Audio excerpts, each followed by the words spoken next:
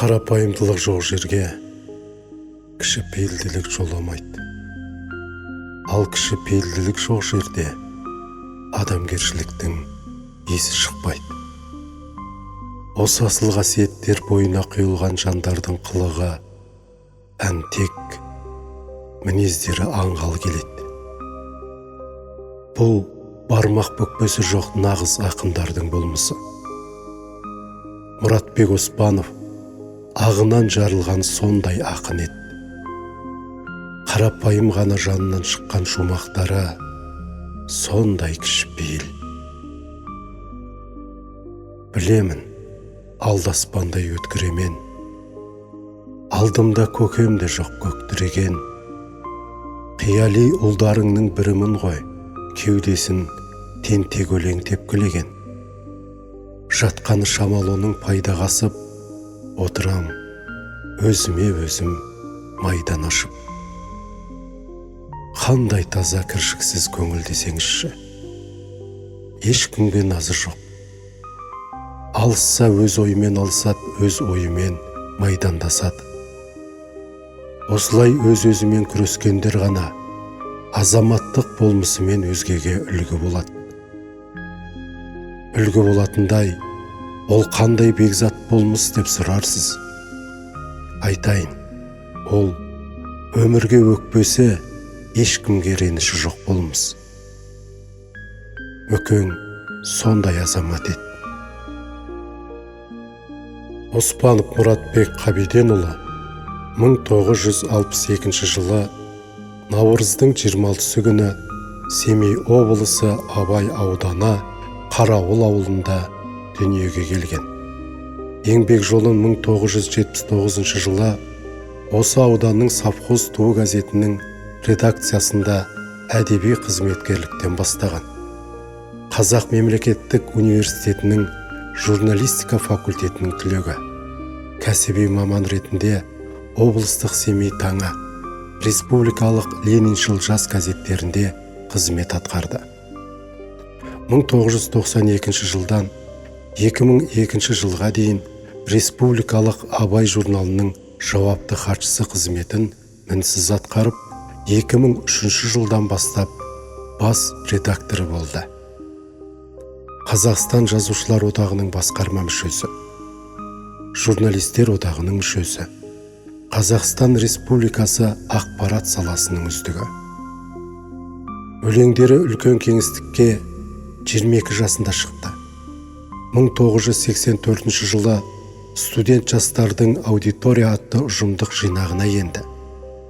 1997 жылы Сандық тас, 2004 жылы Дүние дидар, 2005 жылы екі бірдей жинағы Сүмбілі және Жерұйық кітаптары шықса, 2008 жылы Қазақстан Республикасы Мәдениет және Ақпарат Министрлігінің арнайы тапсырысы бойынша Уақыт және қаламгер сериясымен Таңдайдағы тамшылар атты жеке поэзиялық кітабы жарық көрді.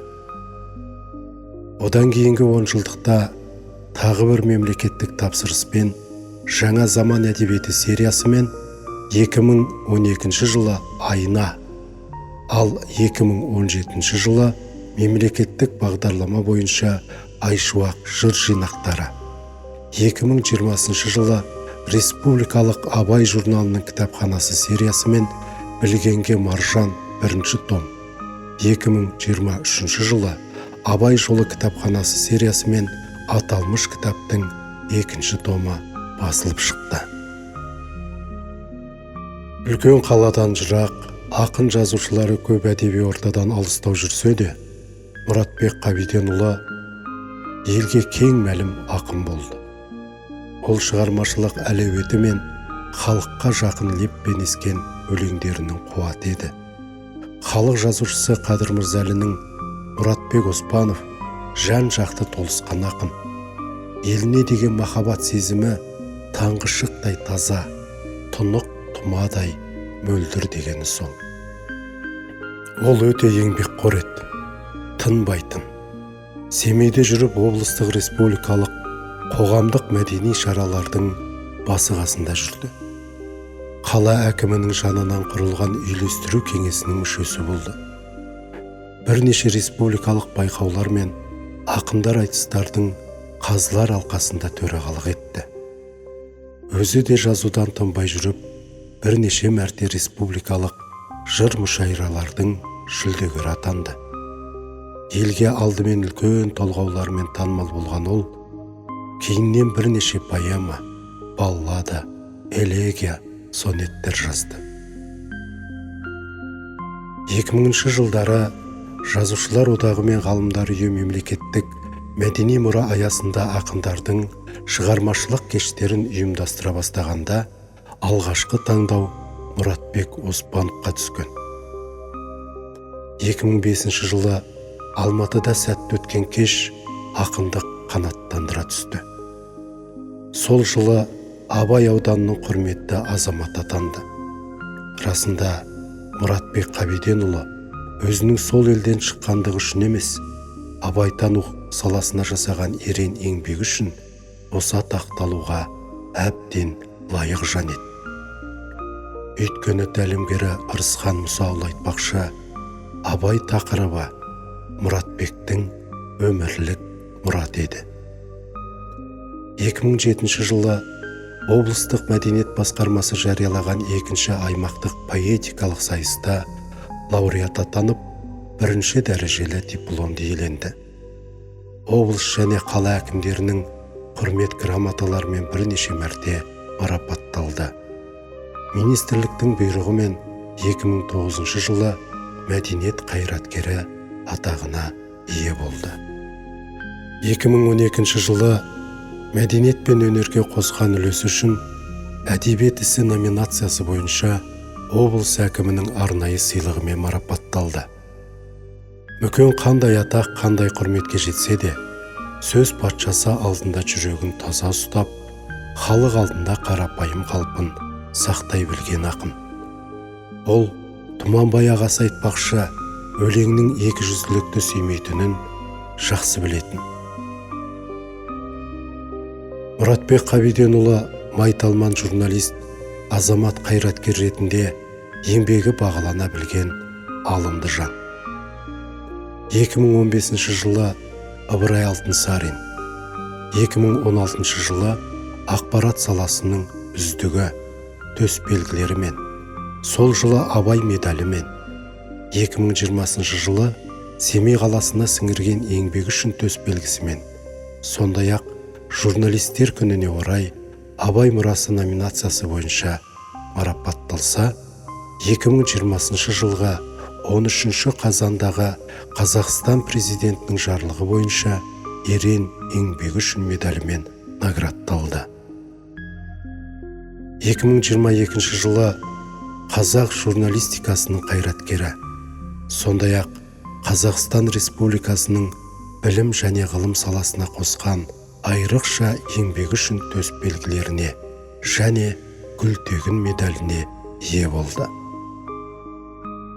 2023-2024 жылдары қатарынан Абай облысы әкімінің дипломдарымен марапатталды.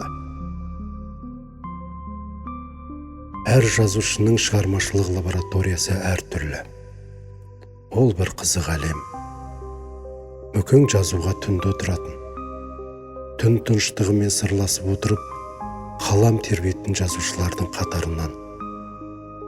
Атақты Байронда дәп осылай таң атқанша жазып, таң бозара маужырайды екен.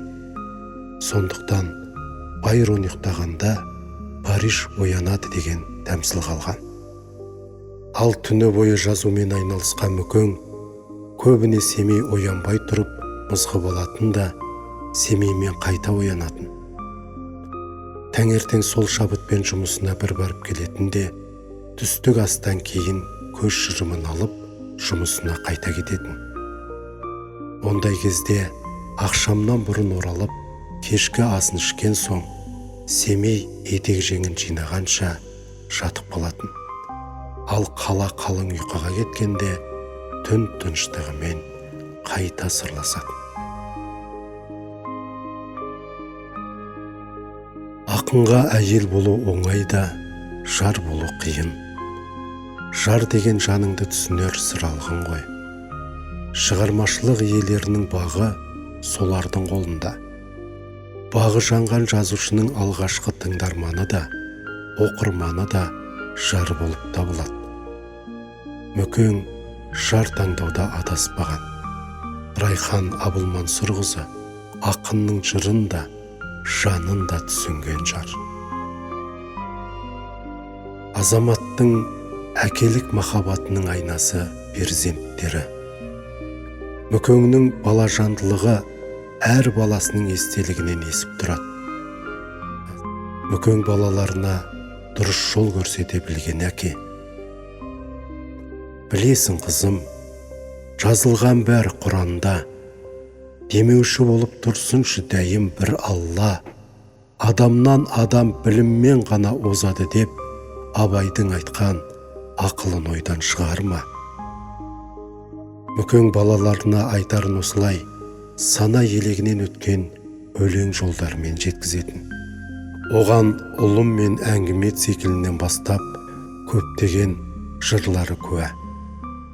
Өміршең жырлар отбасын құрған талай азаматқа жүрекпен оқыса өнеге, санамен сіңірсе азық болатын шығармалар. Кезінде Қазақстанның халық жазушысы Тұманбай Молдағалиев ақын бауырының шығармаларына баға бере келе, біз Абайдан шашырап түскен ұшқынбыз, солай болып өтсек арман жоқ деп еді. 2024 жылдың мамыр айында сол ұшқын сөз патшалығының жүгін жерге түсірмеген қалпы артқы буынға шашаусыз тапсырып, мәңгілік мекенге асығыс аттанып кетті. Я, ертерек кетті. Ұлының да ұлғызын жетелеп, аталық бата беріп отыратын дәуреннің көкжиегі енді көріне бастағанда, бұл жалғандағы соқпаға күрт келтелене қалды. Жұрты, халқы мүлде күтпеген уақыт еді бұл. Оның мезгілсіз қазасы бар қазаққа тосын тиді, қадірін білгенге ауыр тиді. Ғалымның хаты, жақсының аты өлмейді деген ғой. Сіздің халыққа қалдыра білген шығармаларыңыз ешқашан өшпейді мүкі. Әр қазақ кітабыңызды қолына алған сайын, сіз халқыңыздың құрметіне оралып отырасыз. Бұл ойды өзіңіз шекпен еткен қазақтың қара өлеңінен алдым. Сөзімді сол қара өлеңнің маржан сөздерімен аяқтайын. Адамның жаны өлмейді, тәнін ғана жерлейді. Қасыңнан жоқ боп кеткен соң көңілді қайғы тербейді. Әйтпесе ешкім өлмейді.